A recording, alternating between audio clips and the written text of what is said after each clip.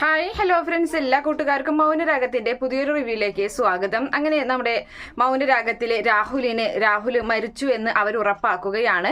കിരണും അതുപോലെ തന്നെ നമ്മുടെ വേലു വന്നിട്ട് അവന്റെ ആ മൃഗങ്ങൾ കടിച്ചു കീറിയ ബോഡി കണ്ടു വന്ന് വലിയ സന്തോഷത്തോടു കൂടി തന്നെയാണ് കിരണിനെ വിവരം അറിയിക്കുന്നത്. എന്തായാലും കിരൺ അതൊരുപാട് സന്തോഷമാകുന്നുണ്ട്. അവനക്ക് പ്രിയപ്പെട്ടവരൊക്കെ അവൻ ആ ഒരു കാര്യം അറിയിക്കുകയാണ്. അത് നമ്മുടെ കല്യാണിയുടെ അരികിൽ ചെന്നിട്ടും പറയുകയാണ്. കല്യാണി വയ്യാതെ കിടക്കുന്ന കല്യാണിക്ക് ഈ ഒരു അവസരത്തിൽ അതൊരു ആശ്വാസമാകുമെന്ന് കരുതി തന്നെയാണ് അങ്ങനെയൊക്കെ പറയുന്നത്. അങ്ങനെ അതിനുശേഷം തന്റെ അച്ഛന്റെ അരികിലേക്ക്, അതായത് ചന്ദ്രസേനന്റെ അരികിലേക്ക് പോയിട്ടും അവൻ ആ സത്യം തുറന്ന് പറയുകയാണ്. എന്തായാലും ചന്ദ്രസേനൻ കിരണിനെ പ്രോത്സാഹിപ്പിക്കുക തന്നെയാണ് ചെയ്തത്. അപ്പോൾ എന്തായാലും അതിനുശേഷമാണെങ്കിൽ അവന്റെ ബോഡി എന്തായാലും അവന്റെ അഡ്രസ്സ്, അവന്റെ പേഴ്സ് അവിടെ നഷ്ടപ്പെട്ടിട്ടുണ്ടായിരിക്കും. അവന്റെ കയ്യിൽ പേഴ്സൊക്കെ ഉണ്ട്. അപ്പോൾ അതിൽ അഡ്രസ്സ് പ്രകാരം അവനെ എത്തിക്കേണ്ടടുത്ത് എത്തിക്കും. അതിപ്പോൾ രൂപയുടെ വീട്ടിലേക്ക് തന്നെയായിരിക്കും എത്തിക്കാൻ പോകുന്നത്. അപ്പോൾ എന്തായാലും രൂപ പറയുന്നുണ്ട്, എന്തായാലും ഇവിടെ ഞാൻ വെക്കാൻ, അവന്റെ മൃതദേഹം ഇവിടെ ഞാൻ വെക്കാൻ സമ്മതിക്കില്ല, അവൻ എവിടെയെന്ന് വെച്ചാൽ കൊണ്ടുപോയിക്കോട്ടെ എന്ന് പറയുകയാണ്. അങ്ങനെ ഒരു തീരുമാനത്തിൽ നിൽക്കുമ്പോഴാണ് ഈ പറയുന്ന സന്തോഷത്തിന്റെ ഭാഗമായിട്ട് ചന്ദ്രസേനൻ ശാരിയോട് നീ ഇന്നൊരു സദ്യ ഉണ്ടാക്കണമെന്ന് പറയുകയാണ്. അപ്പൊ ശാരി ആകെ അന്തം വിട്ടു പോകുകയാണ്. കാരണം കല്യാണി ആശുപത്രിയിൽ കിടക്കുകയാണ്. എന്നിട്ട് ഇവരെന്താണ് ഈ സദ്യ കഴിക്കണമെന്ന് പറയുന്നത് എന്നുള്ളൊരു ആശങ്കയിൽ അങ്ങനെ നിൽക്കുന്നുണ്ട്. അപ്പോൾ അതൊന്നും നീ നോക്കണ്ട, നീ എന്തായാലും ഞങ്ങൾ പറഞ്ഞത് ചെയ്യ് എന്ന് പറഞ്ഞിട്ട് അങ്ങനെ അവള് സദ്യ ഉണ്ടാക്കാൻ വേണ്ടി പോവുകയാണ്. എന്തായാലും ശാരി കരുതുന്നുണ്ട്, യാമിനിയില്ല, ഞാൻ ഒറ്റയ്ക്ക് ഉണ്ടാക്കണം, 8 കൂട്ടം കറിയെങ്കിലും വേണം സദ്യ എന്ന് പറഞ്ഞു കഴിഞ്ഞാൽ എന്നൊക്കെ പറഞ്ഞ് അങ്ങനെ അകത്തേക്ക് പോകുന്നുണ്ട്. അങ്ങനെ അതിനുശേഷം കിരൺ എല്ലാവരും ചേർന്നിട്ട് സദ്യയൊക്കെ അങ്ങനെ ഉണ്ണുന്നുണ്ട്. അതിനുശേഷമാണ് ഈ പറയുന്ന സരയു അവിടെ വീട്ടിലേക്ക് വരുന്നത്. അങ്ങനെ സരയു വീട്ടിലേക്ക് വരുന്ന സമയത്ത് കിരणे അവിടെ കണ്ടിട്ട് വലിയ സന്തോഷത്തിലൊക്കെ അഭിനയിക്കുന്നുണ്ട്. കല്യാണിക്ക് എങ്ങനെയുണ്ട് ഇപ്പം എന്നൊക്കെ ചോദിച്ച് അങ്ങനെ അഭിനയിച്ച് നിൽക്കുകയാണ്. പക്ഷെ അല്പസമയത്തിനുള്ളിൽ തന്നെ അവിടേക്ക് ആംബുലൻസ് വരികയാണ്. അങ്ങനെ ആംബുലൻസ് വരുമ്പോൾ ഇവർക്കറിയാം അത് ആരാണെന്നുള്ളത്. പക്ഷെ ശാരിക്കും സരയിനും മാത്രം അറിയില്ല. അങ്ങനെ അവരങ്ങ് അന്തം വിട്ട് നിൽക്കുകയാണ്. അപ്പോൾ അവരോട് പറയുന്നുണ്ട്, നിങ്ങൾ ചെല്ല് എന്ന് പറയുകയാണ്. അപ്പോൾ ആ സമയത്ത് ശാരിയും സരയും ആംബുലൻസിന്റെ അരികിലേക്ക് പോവുകയാണ്. അങ്ങനെ അവിടെ ചെന്നിട്ട് അവിടെ ആംബുലൻസിൽ കിടക്കുന്ന ആ ബോഡി കണ്ട് അവർ ഞെട്ടിപ്പോവുകയാണ് ചെയ്യുന്നത്. വികൃതമായ രൂപത്തിലുള്ള ഒരു ബോഡിയാണ് അവർ കാണുന്നത്. നമ്മുടെ സരയു ആണെങ്കിൽ ഒരു നോട്ടം കണ്ടതിന് ശേഷം കണ്ണങ്ങനെ പൊത്തിയിട്ട് കണ്ണങ്ങനെ തിരിക്കുകയാണ്, മുഖം തിരിക്കുകയാണ് ചെയ്യുന്നത്. അപ്പോൾ ശാരി ആയാലും അങ്ങനെ തന്നെയാണ്. എന്തായാലും നമ്മുടെ സരയു മനസ്സിൽ അങ്ങനെ കരുതുന്നുണ്ട്. സരയു എന്തായാലും കരയൊക്കെ ചെയ്യുകയാണ്. അങ്ങനെ ശേഷം സരയു മനസ്സിൽ കരുതുകയാണ്, ഇത് ഈ കിരണൊക്കെ കൂടി എൻ്റെ അച്ഛനെ ഇല്ലാതാക്കിയതാണ്, കല്യാണിയെ ഇല്ലാതാക്കാൻ നോക്കിയതിന്, അതിനെന്തായാലും ഞാൻ തിരിച്ചടി കൊടുക്കും, അത് ഉറപ്പാണ് എന്നൊക്കെ പറഞ്ഞ് അവൾ അങ്ങനെ മനസ്സിൽ കരുതി ഉറച്ച രീതിയിൽ അങ്ങനെ നിൽക്കുകയാണ്.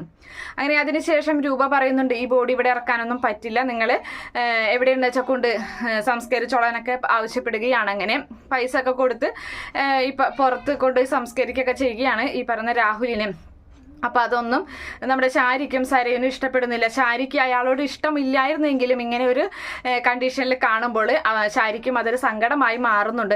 അങ്ങനെ അതിനുശേഷമാണെങ്കിൽ അവരവിടെ നിന്നും പോവുകയാണ്. പിന്നീട് നമ്മുടെ എല്ലാവരും വലിയ സന്തോഷത്തിലാണ്. പക്ഷേ സരയുവിന്റെ മനസ്സിലുള്ള ആ ഒരു കാര്യം, സരയു ഒരു വിഷപ്പാമ്പാണെന്നുള്ള കാര്യം ഇതുവരെയും ആരും തിരിച്ചറിഞ്ഞിട്ടില്ല. അത് ഉടനെ തന്നെ എല്ലാവരും തിരിച്ചറിയും.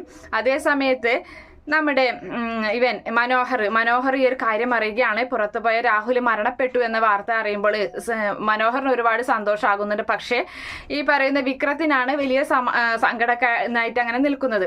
ഇനിയിപ്പോൾ ഇവരുടെ ശത്രുക്കൾ എന്ന് പറയുന്നത് വിക്രം തന്നെയാണ്. വിക്രം പുറത്തിറങ്ങിയിട്ട് ഈ പെങ്ങന്മാരെയൊക്കെ എന്തെങ്കിലും ചെയ്യാൻ നോക്കുകയാണെങ്കിൽ അടുത്ത ശിക്ഷ, അടുത്ത മരണം വിക്രത്തിന് തന്നെയാണെന്ന് കിരൺ ഉറപ്പിക്കുകയും ചെയ്തിട്ട് തന്നെയാണ് നടക്കുന്നത്. പക്ഷേ അതിനിടയിൽ വിക്രത്തിന് പരോള് കിട്ടേണ്ട ഒരു അവസ്ഥ വരുന്നുണ്ട്. അപ്പോൾ മനോഹറിനോട് പറയുന്നുണ്ട്, എന്തായാലും ഞാൻ പുറത്തേക്ക് ഇറങ്ങുന്നത് എൻ്റെ പെങ്ങന്മാരെ ഇല്ലാതാക്കാൻ വേണ്ടി തന്നെയാണ്, അത് ഉറപ്പാണ്, ഞാൻ അതിനു വേണ്ടി തന്നെയാണ് പോകുന്നത് എന്നൊക്കെ പറയുമ്പോൾ മനോഹറിന് അത് ഇഷ്ടപ്പെടുന്നില്ല. എന്തായാലും മനോഹറും അതുപോലെ വിക്രവും തമ്മിൽ അതിൻ്റെ ഉള്ളിൽ കയ്യാങ്കളിയൊക്കെ ഉണ്ടാകുന്നുണ്ട്, ഉന്തും തള്ളും തല്ലൊക്കെ ഉണ്ടാകുന്നുണ്ട്.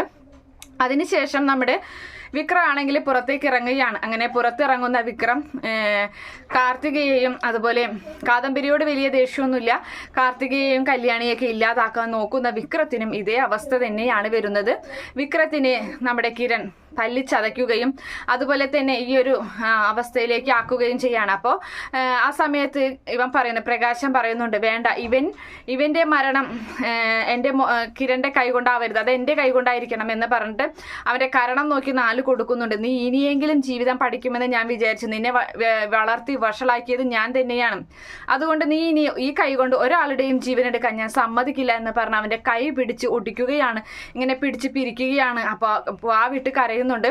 അവനാണെങ്കിൽ ഒരാളോട് പോലും സ്നേഹമില്ലാത്തതിനാൽ അവനെയും ഈ പറയുന്ന കിരൺ എല്ലാവരും ചേർന്ന് അവനെയും തീർക്കുകയാണ് ചെയ്യുന്നത്. അതേ സമയത്ത് നമ്മുടെ CI ഗംഗപ്രസാദിന്റെ അന്വേഷണവുമായി മുന്നോട്ട് പോവുകയാണല്ലോ. അങ്ങനെ മുന്നോട്ട് പോയതിനു ശേഷം അവസാനം ആ ഒരു തെളിവ് സഹിതം ആരാണ് കൊന്നത് എന്നുള്ള മനസ്സിലാക്കുകയും അതുപോലെ തന്നെ കിരണിന്റെ അരികിലേക്ക് CIയും ഒരു വണ്ടി പോലീസ് വരികയാണ്. അങ്ങനെ കിരൺ പേടിക്കുന്നുണ്ട്, തന്നെ അറസ്റ്റ് ചെയ്യാനാണ് എന്ന് അവന് ഉറപ്പിക്കുകയും ചെയ്യുകയാണ്.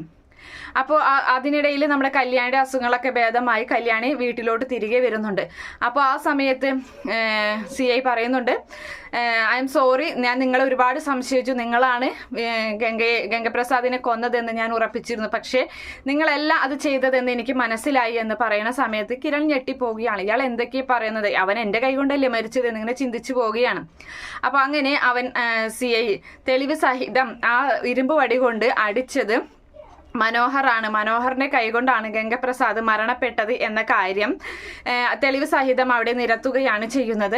അതുപോലെ തന്നെ അതൊക്കെ കേൾക്കുമ്പോൾ കിരണ് വലിയ സഹതാപം, വലിയൊരു സിമ്പതിയൊക്കെ തോന്നുകയാണ് നമ്മുടെ മനോഹറിനോട്. തനിക്ക് വേണ്ടിയിട്ട് ഇങ്ങനെ ഒരു കാര്യം അവൻ ചെയ്തു, അവൻ എന്നിട്ട് അതൊക്കെ ചെയ്തതിന് ശേഷമാണ് തിരികെ ജയിലിലോട്ട് പോകുന്നത്. അപ്പോൾ അതൊക്കെ കാണുമ്പോൾ കിരൺ ഒരുപാട് സ്നേഹം തോന്നുകയാണ്, കൂടുതൽ ബഹുമാനം തോന്നുകയാണ് നമ്മുടെ മനോഹറിനോട്. അതുപോലെ തന്നെ കല്യാണിക്കായാലും ഈ പറയുന്ന അങ്ങനെ അവനെയൊക്കെ രക്ഷപ്പെടുത്താൻ, അവനെ എത്ര പൈസ കൊടുത്തിട്ട് വേണമെങ്കിലും അവനെ ആ കേസിൽ നിന്ന് രക്ഷപ്പെടുത്താൻ ഇവരെല്ലാവരും മനോഹറിന്റെ കൂടെ തന്നെയാണ് നിൽക്കുന്നത്. അതിനുശേഷമായിരിക്കും സരയുവിന്റെ ചതി എല്ലാവരും തിരിച്ചറിയുന്നത്. അത് നമ്മുടെ താര തന്നെയാണ് അത് തുറന്നു പറയുന്നതും. അതുപോലെ തന്നെ അവള് വീണ്ടും അപകടകാരിയായിട്ട് ഓരോ കാര്യങ്ങൾ ഉപദ്രവങ്ങൾ തുടങ്ങിയിട്ടുണ്ട്. അപ്പൊ അതൊക്കെ പിടിക്കപ്പെടുകയും അതുപോലെ തന്നെ താര ഉള്ള സത്യങ്ങളൊക്കെ തുറന്നു പറയുകയും ചെയ്യുകയാണ്. അങ്ങനെ അത് കേൾക്കുന്ന നമ്മുടെ കിരണ് വെറുപ്പാണ് അവളോട് തോന്നുന്നത്. അവളെ ഇത്രയും സ്നേഹിച്ച് അവളെ കുഞ്ഞിനെ സംരക്ഷിച്ചിട്ട് അവൾ ഇങ്ങനെ ഒരു കാര്യം ചെയ്തതിൽ എന്തായാലും അവളെ പിടിച്ച് പോലീസിനെ ഏൽപ്പിക്കുകയാണ്. ഇനിയിപ്പോൾ എന്തായാലും അവൾ ഈ നാട്ടിൽ കിടന്ന് ആരെയും ഉപദ്രവിക്കേണ്ട. അതുപോലെ തന്നെ മനോഹറിന്റെ ജയിൽവാസം ഉടനെ തന്നെ തീരും. തൻ്റെ കുഞ്ഞിനെ, അതായത് സരയുവിന്റെ കുഞ്ഞിനെ മനോഹറിനെ ഏൽപ്പിച്ചു കൊടുക്കുകയാണ്.